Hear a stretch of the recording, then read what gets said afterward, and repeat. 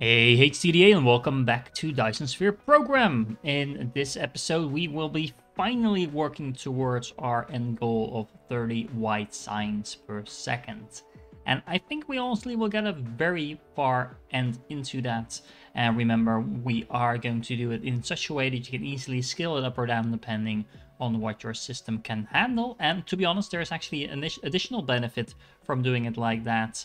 As of the new patch, it also allows you to kind of overbuild at the end of one of your playthroughs and then get a lot of metadata going on for your next one, if that is what you want to be aiming for.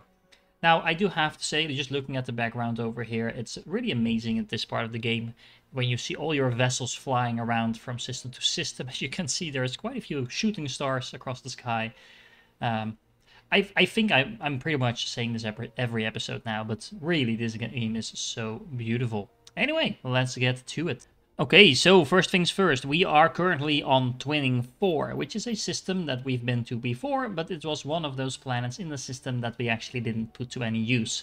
So because I want to go back through my systems and kind of upgrade them or downgrade them to some extent, at least to optimize them in such a way that we're not having thousands of solar panels there and thousands upon thousands of useless buildings there because, for example, we ran out of ore on those planets.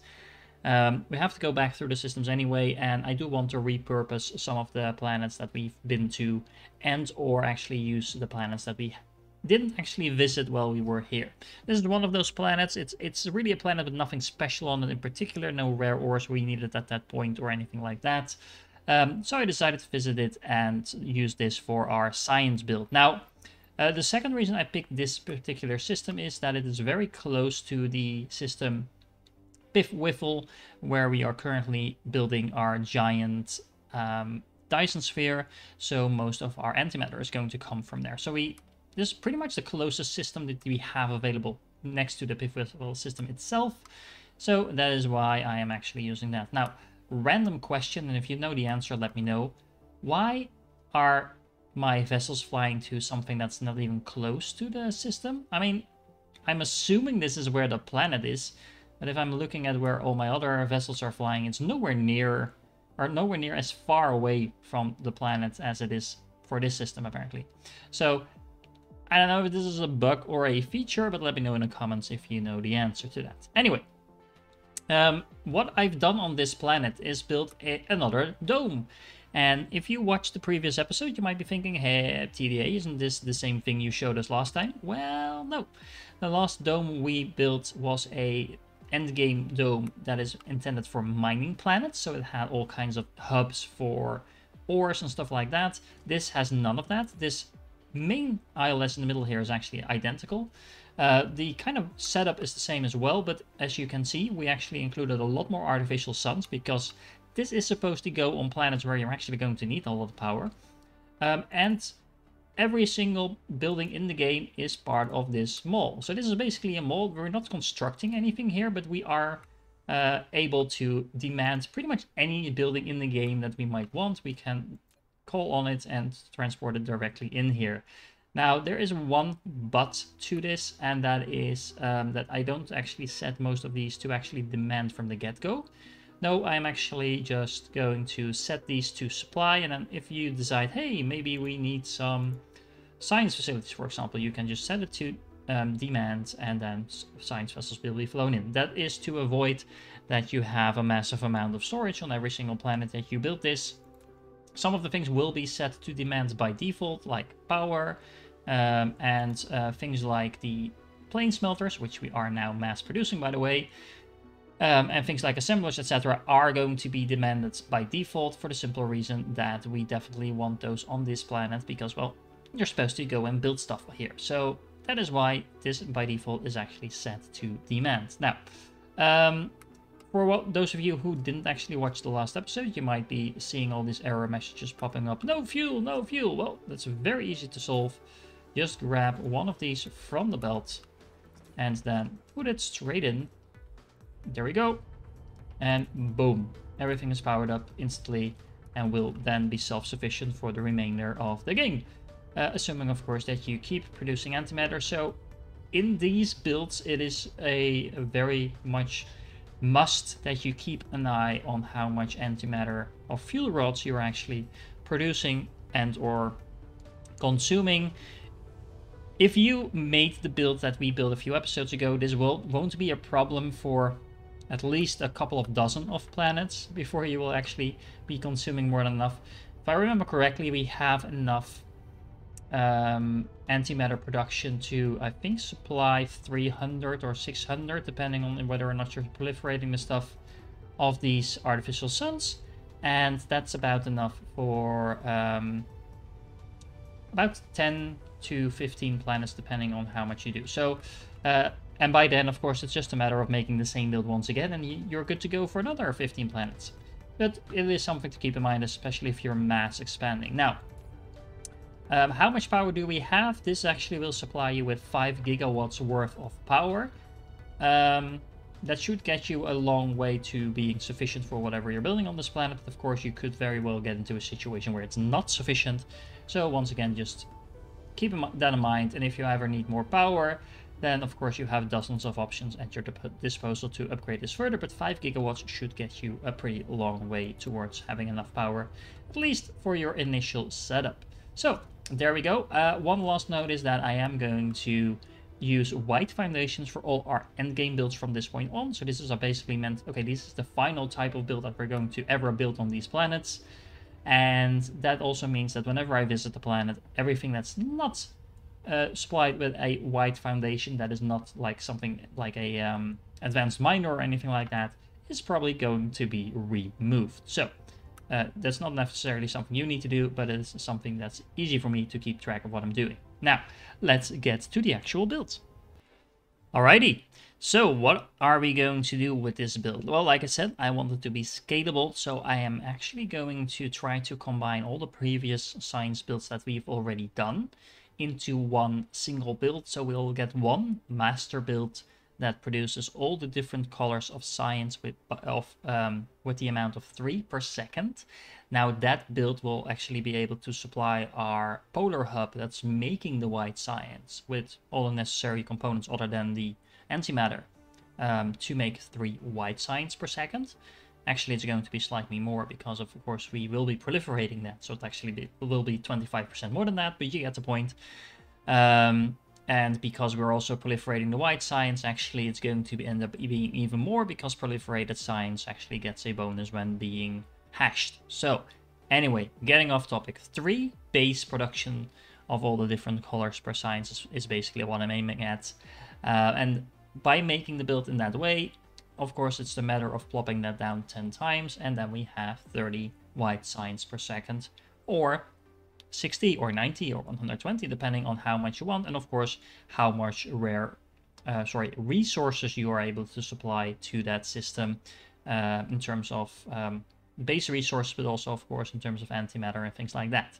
Anyway, that's going to be the goal. Now in order to do that, I'm actually going to kind of take a different approach than what I've been doing so far. It's going to contain a lot of different parts, this build, so I'm just going to basically divide that up in phases, and I'm also going to structure the build a little bit differently from what I've done before.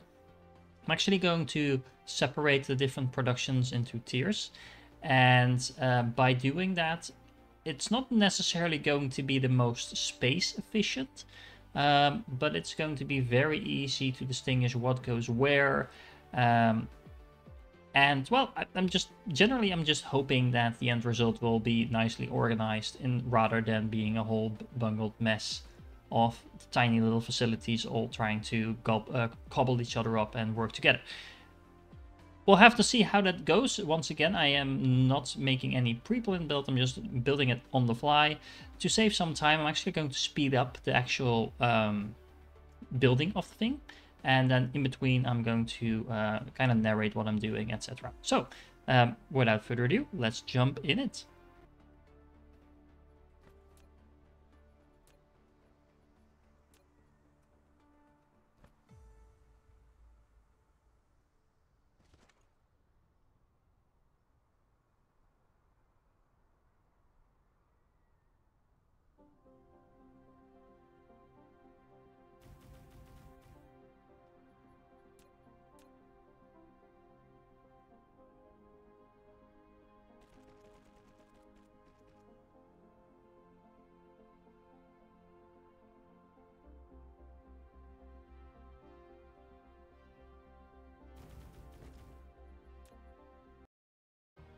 So now we have phase 1 completed. We have smelters, and the nice thing about using the satellite substations is that we can actually use um, the fact that we can actually just put most of the buildings together, as long as we don't overdo it. But places like this, where we have a little bit of open space, are perfect to place another satellite uplink, and doing the same on this other side would basically mean that we don't have to space these out like we would normally do. To be honest, I don't necessarily dislike the spacing, but this just saves a little bit of space that we are kind of losing at the same time over here. But that's just form over function, because as you can see, this is extremely organized. Now, what I've done over here is actually bring in the organic crystal as well as the hydrogen. Remember, we are treating organic crystal as a raw resource, for the simple reason that there's rare resources that you can straight up mine these from a lot of planets. So generally speaking, you shouldn't have to manually produce too many of those. You also see this splitter with this belt going out, and this is actually because right now my reasoning is that I want to kind of offload the resources that we're going to use for the actual science production. In this case, this is going towards red science, which of course needs graphite and hydrogen. And similarly, we are going to do the same things for the other sciences. So let's move on to stage 2.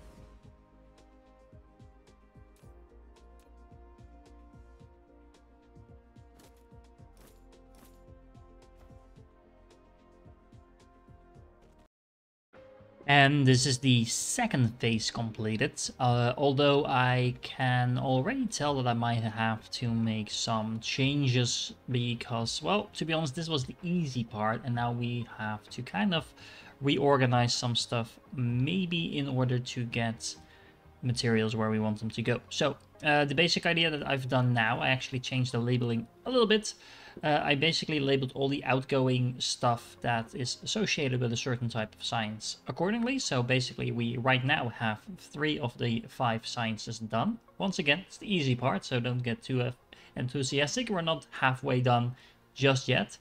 I also relocated the glass that was originally over here for the simple reason that it was kind of stuck here in the middle, and that's not where we need it. We actually need it close to the titanium because we need to make it into titanium glass at some point.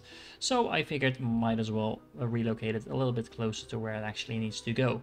Another thing that we might have to reorganize later on in the build, once we have a bit more feeling for what is supposed to go where, is things like this hydrogen and diamond, which we're now just importing all the way from the side. Same goes actually for the organic crystal.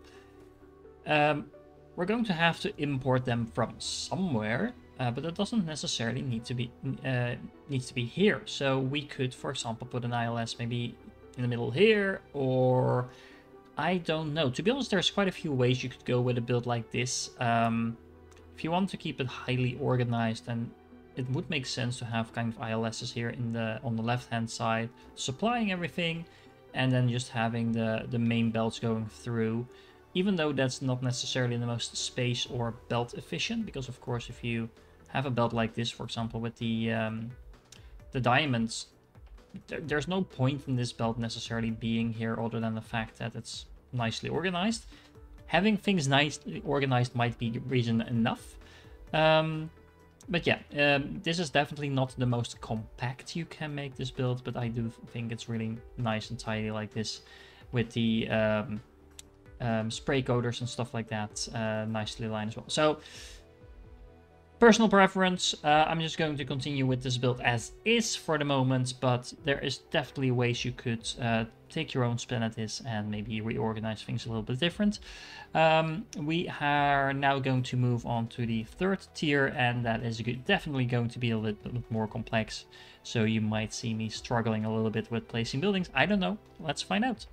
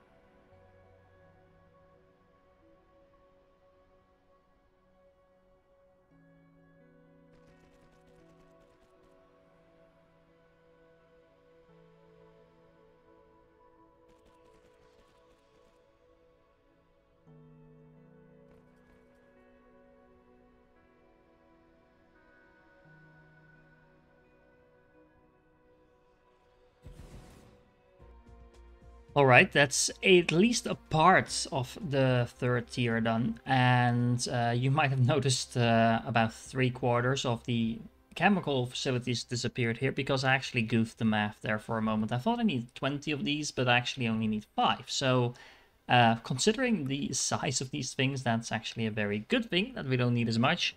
But yeah, that's why they disappeared. Now, I'm actually thinking that we might need to get a little bit creative in terms of an ILS somewhere in here, because we need oil, and we also are going to need quite a few things that we consider raw resources for the particle broadband. So as you can see, particle broadband, you need the nanotubes, you need the crystal silicon, both of which we are treating as a raw resource because we can make them from rare items, and we just made the plastic. So basically we're pretty much done with particle broadband, other than the fact that we need to import those 2 items somewhere.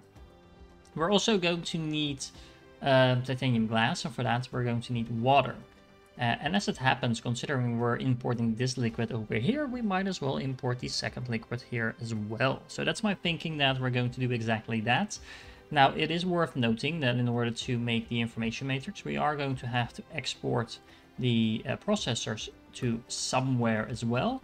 But I'm actually thinking that maybe we're going to do that somewhere over here rather than directly in here. So, yeah, getting definitely more interesting now.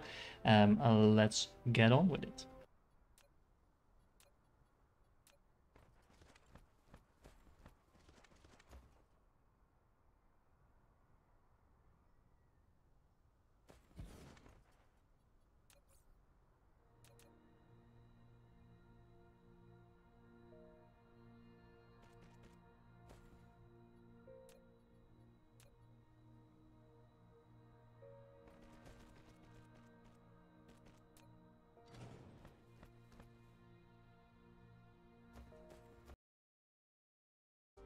All right, that's 4 down, 1 to go. Wish me luck. We have a pretty nice open space here for the total massacre that's going to be green science.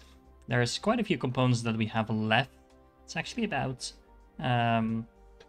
maybe about a fifth or so of the components that we still need to do. Considering we're on the 5th science, that seems to be logical, but to be honest, most of the components so far have been reused in several of the items. So we're going to have to do a lot of proliferating, and some of the components that we need actually need a lot of space in terms of how many buildings they need. So I think we're going to be able to fill up most of this. If not, we will actually probably need more than this space, if anything. So yeah, once again, wish me luck. Let's go and finish this.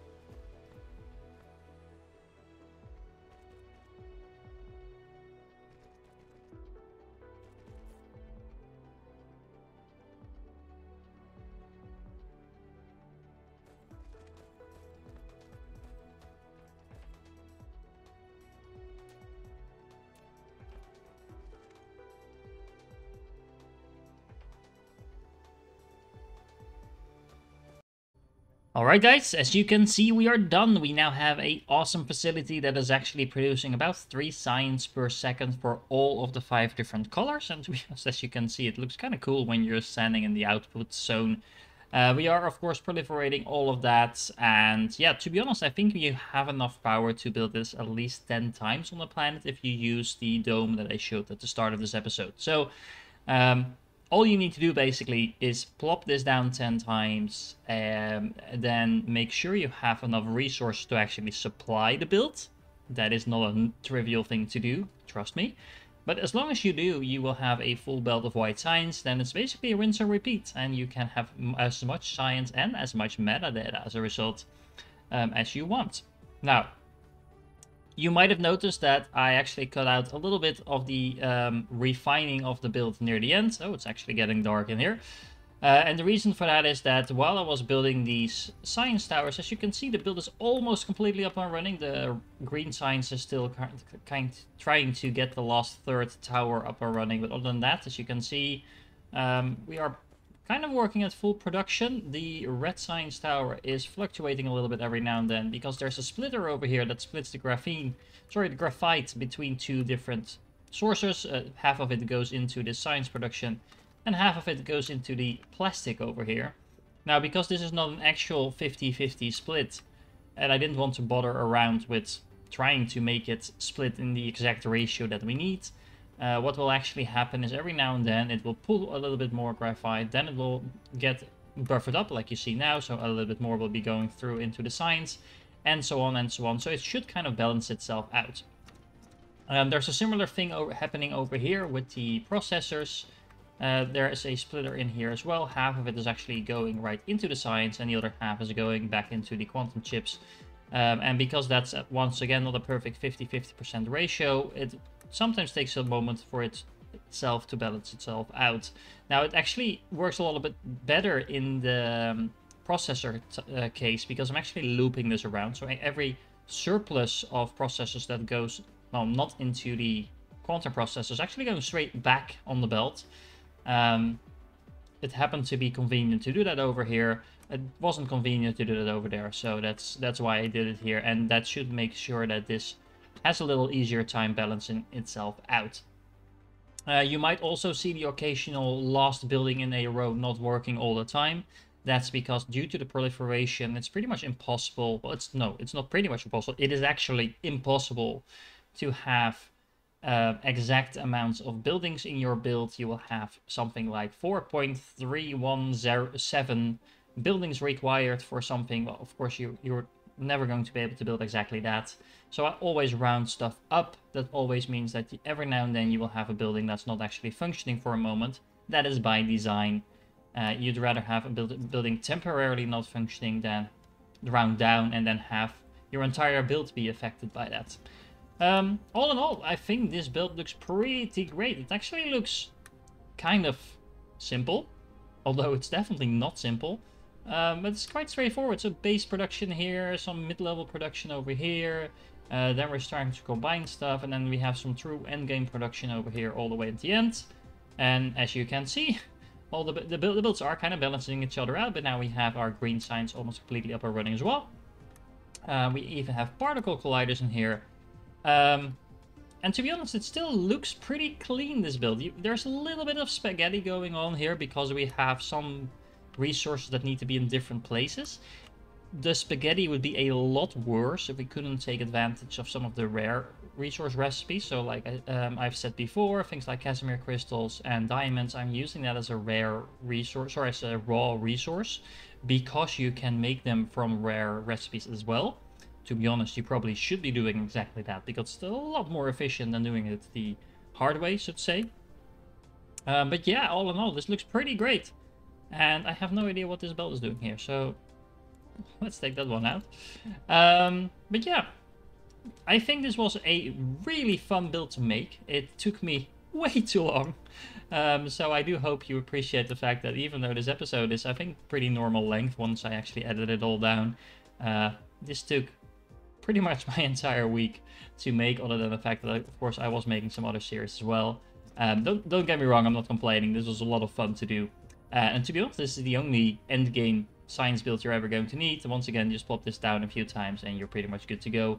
And remember, your metadata is actually calculated based on your science per hour production. So it measures your production over an entire hour, and the maximum amount of production you have in this particular seed, where the seed counts as the combination of your actual seed number, your resource multiplier, and the amount of stars that you have. So if you change any of those just a little bit, it will count as a new seed.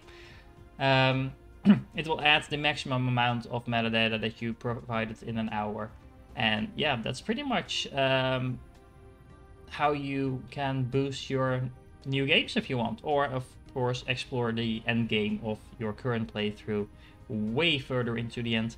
Now, over the next few episodes, there are a few more similar builds like this to kind of like really go into the end game that I want to explore. Just basically just optimizing a couple of things that we've already done, making sure we're using things like the planner smelters and things like that. But other than that, this is pretty much the next major project completed. Now it's just a matter of taking it to the extreme. I really hope you guys enjoyed this one, and I will hope I catch you in the next one.